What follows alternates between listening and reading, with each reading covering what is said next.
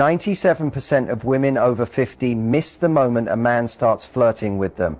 Not because they're unaware or out of touch, but because the signals have changed.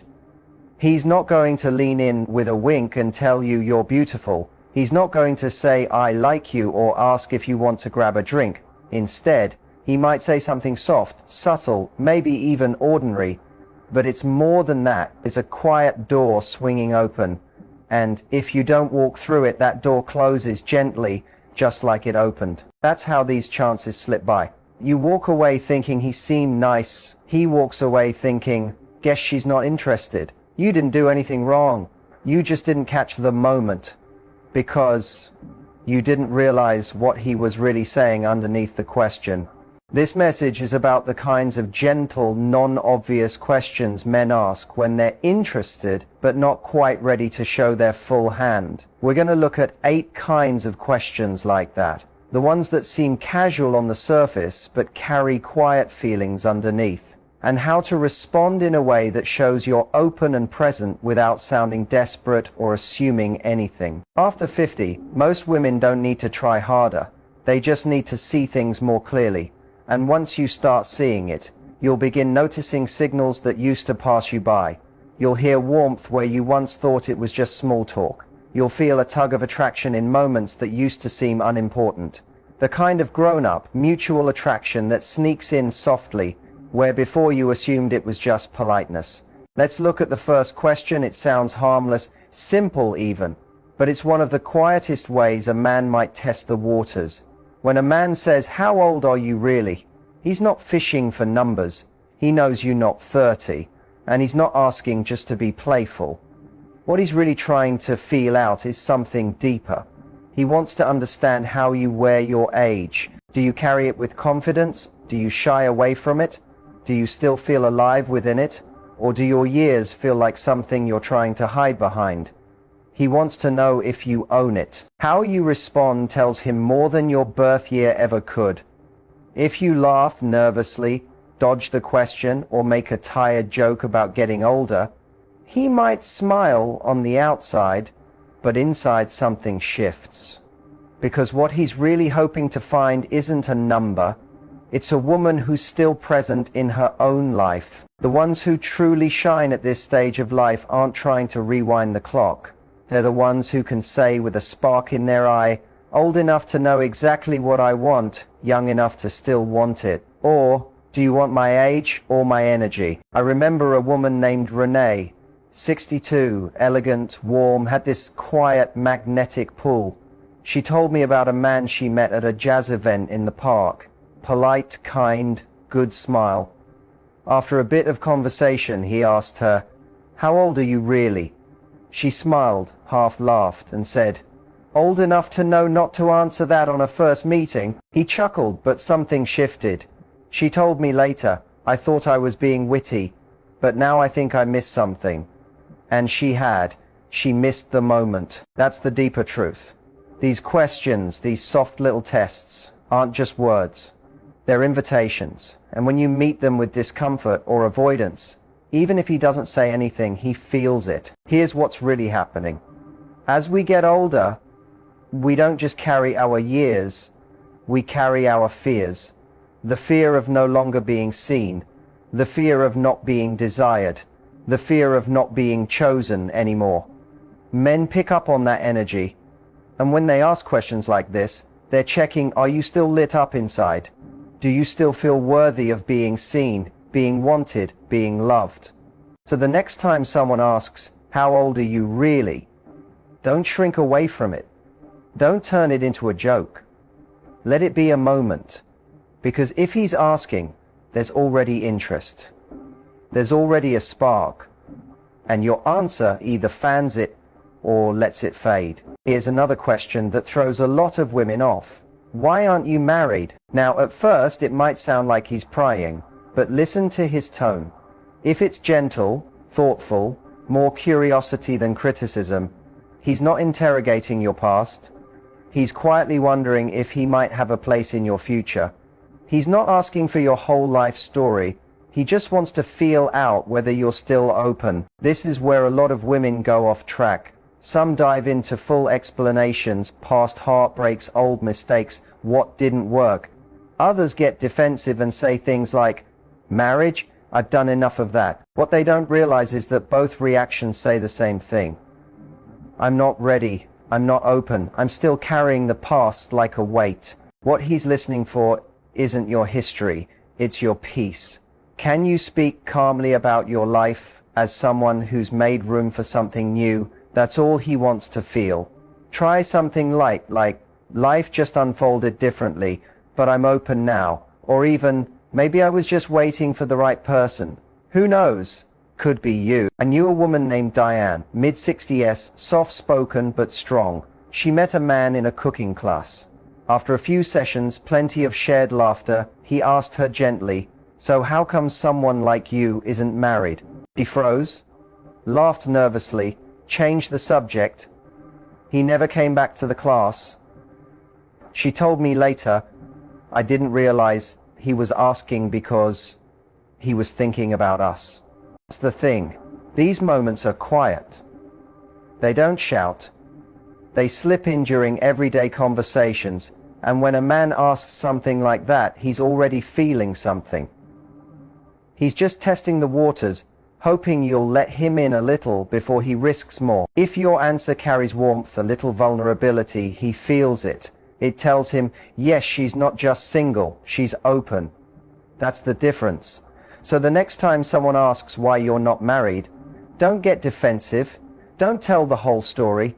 Let it be a doorway. Here's another subtle one. Do you date younger men? Some women feel flattered. Others get suspicious, trying to figure out the angle. But here's what's really going on. He's trying to find out where he stands without putting himself fully out there. He's wondering, could someone like me be seen as a real option? He's not really asking about your past. He's asking if he has a chance. Many women miss this and shut it down. They say, I don't date younger guys, or joke, aren't you a little young for me? But both of those answers feel like a quiet no. What works better is something gentle and open. Something like, I don't date based on age. I care more about who someone is than how old they are. Or even, if there's a connection, age doesn't matter so much. That kind of answer leaves the door open without making any promises. And sometimes that's all he needs. I remember Naomi, 58, free-spirited artist. She met a man at her gallery opening. He was 10 years younger, thoughtful, soulful. They had great conversation. Then he asked, would you ever date a younger man? She smiled, paused, and said, depends on how he makes me feel. That one line? It changed everything. It gave him the green light to lean in. Because the truth is, at this stage of life, connection isn't about age, it's about resonance. And when a man asks if you date someone younger, he's not being bold, he's hoping for a maybe. He's hoping for a chance to matter, and how you answer tells him whether to keep trying or quietly step back. There's another question that seems simple but holds a lot underneath. What kind of man do you usually go for? It sounds like small talk. It's not. He's not trying to be compared to a checklist. He's trying to figure out if he could possibly be what you're open to. Some women make the mistake of answering with a list. Tall, funny, ambitious, likes dogs. But that just turns him into an outsider trying to measure up. What works better is leaving room for him. Try something like, I like men who are grounded and kind, or I care more about how someone makes me feel than if they check certain boxes. When you answer from that place, open, warm, it gives him space to imagine himself beside you. And that can shift everything. I once spoke to a woman named Ellie, 62, retired nurse. She met a man at a charity event. They connected easily. One afternoon, while unpacking boxes together, he asked, so what kind of man are you usually drawn to? She echoed. Without thinking too hard, she said, I guess I'm drawn to someone calm, someone who makes a space feel safe just by being in it. He didn't say anything right away, but later that afternoon, after everyone had gone, he stayed behind to help clean up. And when she thanked him, he smiled gently and said, I was hoping I was your type. That's the quiet beauty of these small moments. When you speak from presence instead of performance, you make room for real connection to take root. From a psychological view, that kind of question is about self-selection. He's listening carefully, reading between the lines, trying to decide whether he should step closer or quietly back away. And your answer either draws him in or lets him drift without shame. So next time a man asks what kind of guy you usually go for, don't reel off a fantasy. Describe the feeling you want to share. Because if he's asking, there's a good chance he's wondering if he could be that for you. Then there's that next kind of question, the one that sounds playful on the surface but carries something deeper. Question like, are you always this smooth? It usually comes with a half smile or a soft laugh. It feels like a compliment, but underneath something else is happening. When a man says, are you always this smooth? He's doing more than flirting. He's naming the energy between you and quietly asking if you can hold it with him. What he's really saying is, can you stay in this moment with me? Can you meet me here where there's spark without making it awkward or backing off? Sadly, this is where a lot of women step away, unintentionally. They joke it off, say something like, only on Thursdays, or must be the moon tonight. And just like that, the little flame he offered dies down. But there's a better way to meet that moment. Still light, still easy, but with grounding. Say something like, only when someone brings it out of me, or I save it for people who feel worth it. Because when you answer from presence, when your body and voice say, I'm here, and I'm not afraid of this moment, you let him know it's safe to keep dancing with you. Ellie told me a story once. She met a man at a local music night. They were talking about vinyl records, old songs, soft jazz. He leaned in just a little and said, are you always this charming or just tonight? She gave him a soft smile and replied, depends. Are you always this bold, or is tonight special? She told me something shifted in the air after that. The way he looked at her changed. He saw her differently. His moments, these questions, they're not really about charm. They're about connection. He's giving you a soft place to shift from friendly to flirty without pressure, without expectation. And your response tells him whether you're still emotionally open or if you've gone numb to this kind of magic. From a psychological view, this kind of compliment question is a gentle masculine way of deepening interest. He's not throwing himself at you, but he is knocking quietly at the door. And in that moment, your job isn't to impress, it's just to stay present. So if a man ever asks if you're always this smooth, don't brush it off. Let him feel that, yes, you're still a woman who can hold warmth without shrinking from it, especially now. Then there's the question that sounds innocent, almost teasing, but is often loaded with meaning. Why don't you have a boyfriend? On the surface, it's casual, but it carries weight, because when a man asks you that, he's not just trying to make conversation. He's looking for something. Hope, maybe. A little space in your heart he might be able to step into. When he asks, why don't you have a boyfriend? It's not because he's just curious. It's because he wants to know if you're still open, if you still believe in connection, or if you've quietly closed that door for good. And many women, without meaning to, respond in ways that sound like the door is already shut. They say things like, I like being alone, or men are too much trouble, or I'm too used to my space. And just like that, a part of him folds inward. Because he wasn't just asking if you were single, he was asking if your heart still has room, if you're emotionally available, if there's still warmth there. And the right answer, if it's true, is the one that leaves space for wonder. You might say, I guess I've been waiting for something that surprises me, or I've taken my time, but I'm still open to the unexpected. Villa, 71, once told me a story. She's always carried this quiet grace about her. At a local art show, a man struck up a conversation. After a while, he leaned in slightly and asked, why don't you have a boyfriend? She looked right at him and said, because I've been learning how to love myself better, and now I'm ready to love someone even deeper. She told me he didn't look away for the rest of the evening. That's the power of a grounded, sincere answer, one that holds space for possibility. From a psychological angle, men, especially older men, fear rejection deeply, often even more than women do. So instead of saying outright how they feel, they ask these quiet, careful questions. Questions that sound easy, but take courage to voice. And how you answer tells them whether it's safe to explore more, or if they need to protect their heart and retreat. So when he asks why you're single, don't shut him out. Let him lean in. Let him stay curious. Let him stay connected. Then there's the question that's soft, but brave. The kind that takes guts. Would you ever go out with someone like me? That's it. That's as close as you'll get to a confession from a man who wants to be bold without risking too much. When a man asks, would you ever date someone like me? It might sound playful, but make no mistake, he's not just joking. He's stepping out on a limb, and it's vulnerable. Because this time, he's not speaking about guys in general. He's speaking about himself.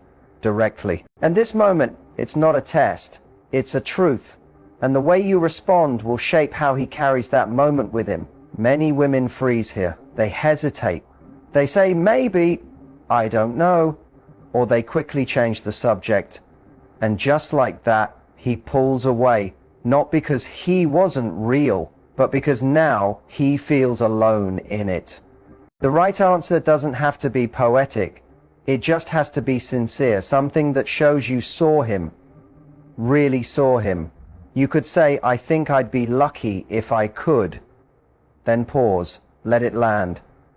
Let him feel the warmth in that honesty. I remember Charlotte, 66, retired from the Air Force, steady and strong. She used to walk with a man around the park.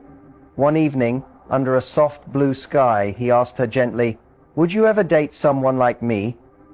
She didn't answer right away. She looked at him and simply said, I'd be silly not to.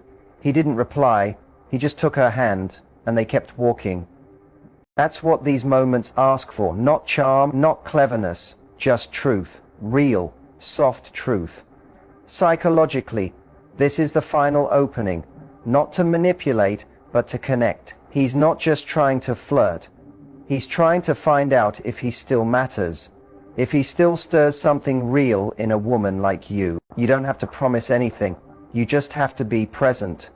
So if he ever asks if you'd go out with someone like him, know that it took courage for him to say it. And if you meet that courage with gentleness, with honesty, he won't forget. Not because you chased him, but because you saw him. And sometimes the signs don't come as words. Sometimes they show up in the spaces between. In the way he looks at you when you're not speaking, the way he lingers when the moment gets quiet, the way his eyes soften a little when you say something small but real. Because men, especially older men, have learned to signal without speaking too loudly, to gesture without pressing too hard, and if you're not paying attention, you might miss it. Have you ever noticed a man lean in slightly when you speak? Hold your gaze just a second longer than expected? Laugh gently at something you said, even when it wasn't meant to be funny? Those aren't coincidences. They're small offerings, gentle signs, and then there are the physical signals. A hand resting near yours, when there's plenty of space, standing a touch closer than needed, mirroring your movement without realizing it. These are subtle, yes, but they're not nothing. They're quiet invitations that say, I see you. Do you see me? And if you meet them with grace, a pause, a smile, a small warmth, you might be surprised how deeply things can shift. Because connection doesn't start with grand speeches. It begins in the soft, brave gestures, the quiet risks, the still moments where one soul says to another, I'm here, and someone like you sees it and stays. You pick up on the subtle cues, a glance that lingers a little longer, the way someone inches just a bit closer, the shift in their voice when they say your name. These are deeply human expressions of attraction. woven into us from the very beginning. But as we grow older, especially after heartache or long seasons of being on our own, we begin to second-guess those instincts. We question what we feel. We tell ourselves, he's just being kind. But what if he's not? What if his eyes are holding more than politeness? What if the way he listens isn't out of courtesy, but curiosity? Maybe even admiration? What if his quiet focus is his way of saying, you still light something up when you walk in the room? This isn't about reading minds or decoding riddles. It's about returning to a state of presence, letting yourself notice again what you used to feel so easily before life got heavy, fast, and full of noise.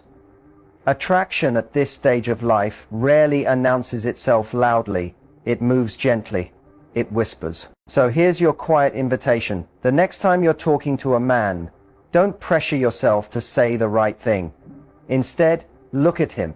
Really see him. Watch how his eyes move when he looks at you. Notice if he leans in when you speak or how his breath shifts when you're close. Ask yourself, not what should I say, but what is he already showing me? Because sometimes the most meaningful signals aren't words, they're pauses. They're in the way someone doesn't rush the silence, in how they linger instead of leaving, in how the quiet between you isn't awkward but easy, soft. And when that moment comes, because it will, when he leans in, maybe after a laugh or during a quiet pause, and says something like, you have this calming energy about you. Would someone like you ever say yes to someone like me? What he's going to carry with him isn't just what you said. He'll remember how you made him feel. He'll remember whether you were really there in that moment, if you paused long enough to take him in without rushing to respond. If you showed up without trying to impress, without performing, just standing as the woman you've become. Because here's the deeper truth. The people who leave the biggest imprint on us aren't the ones with perfect lines or polished charm. They're the ones who let real connection breathe. The ones who listen fully. The ones who stay present. The ones who can sit in the quiet with you and still make you feel understood. So if you remember nothing else from this, remember this. At this stage in your life, you don't need to chase. You don't need to shrink yourself into what you think someone is looking for. You've lived long enough to know who you are. What you need now is the courage to notice when someone else sees it too, and to let them. Let your presence speak. Let your words come slowly, from a place of calm. Let your energy say, I'm here, this is me, no mask. And if something real begins to grow from that moment, let it be, because both of you chose to show up without pretending. Because when a man senses that kind of honesty in you, when he feels your ease and self-trust, something in him softens too.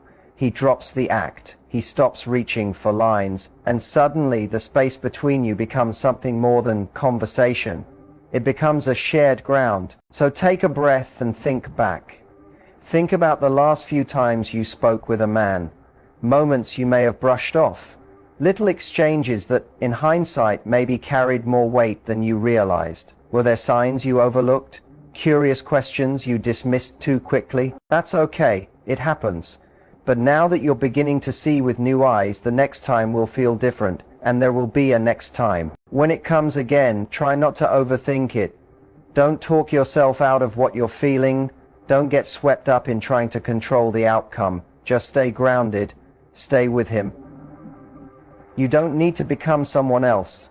You don't need to be more of anything. You already have what matters. You're a woman who listens without rushing, who sees with clarity, who carries both softness and strength. Let that be what speaks. Let that be what he remembers. Because in a world that's filled with noise and distraction, performance and posturing, someone who shows up with presence and truth, someone who sees him, really sees him, that's rare, that's powerful, that's unforgettable. And if this stirred something in you, if it made you pause for a moment, I hope you'll like this, maybe subscribe and tap that little bell icon. Your support helps us keep creating and sharing these deeper, more soulful conversations. There are so many women just like you, stepping boldly into this beautiful chapter of life. Let's keep showing up for one another with grace, with courage, with open hearts.